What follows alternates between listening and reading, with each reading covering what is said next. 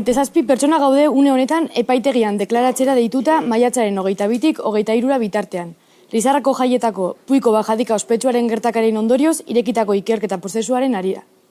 Gure herriko jaietan, iaz, UPNek txosnen bideragarritasuna arriskuan jartzen zuen gune batera tokiz aldatzeko erabakia hartu zuen. Era berean, Labota Peñak bere txosna jartzea debekatu eta Raimundo Elkanastero salatu zuen abesti bat egiteagatik. Testuinguru horretan, 2000 pertsona baino gehiago mobilizatu ziren txosnen alde. Eta ondoren, historikoki gertatu den bezala, ehunka herritar joan ziren bajadikara haien aldarrikapenak egitera. Ekimen hau, erabaki instituzional baten ondorioz, bertan bera geratu zen.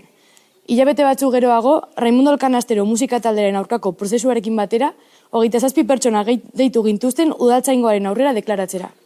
Orain, epaitegiak deklaratzera deitu gaitu. Desordena publikoen delitu batengatik ikertuak gaudelarik. Errepresio prozesu honen jarraipenaren aurrean honako hau adierazi nahi dugu. Prozesuaren burokraziaren atzean eskutatzen den indarkeria salatzen dugu. Kartzela zigor posibleak, zigor ekonomikoak, prozesu judizialaren ondoriozko kostuak, kriminalizazioa, presio psikologikoa eta bar. Protestarako eta mobilizaziorako eskubide politikoa defendatzen dugu. Instituzioek gero eta gehiago mugatzen ari direna.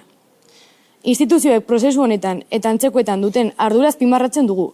Egoera hau sustatu zuten udaleko alderdi politikoek, UPN eta PSN, zeinen zerrendaburuak dimisioa eman duen diru publikoarekin egin zituen gastu pertsonalen ondorioz, 3 polizia gorputzen arteko lankidetza, udaltzaingoa, foruzaingoa eta guardia zibila, zeuden 100 pertsonen artean 27 pertsona zehatz ikertzeko eta seinalatzeko.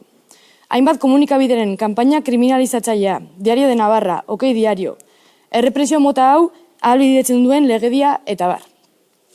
Jaigune autogestionatuei babesa adierazten diegu. Plataformatik azaldutako puntu hauen azpian, datorren maiatzaren 16an, 8etan Lizarrako udaletxearen aurrean protesta kontzentrazio bat egitera deitzen dugu.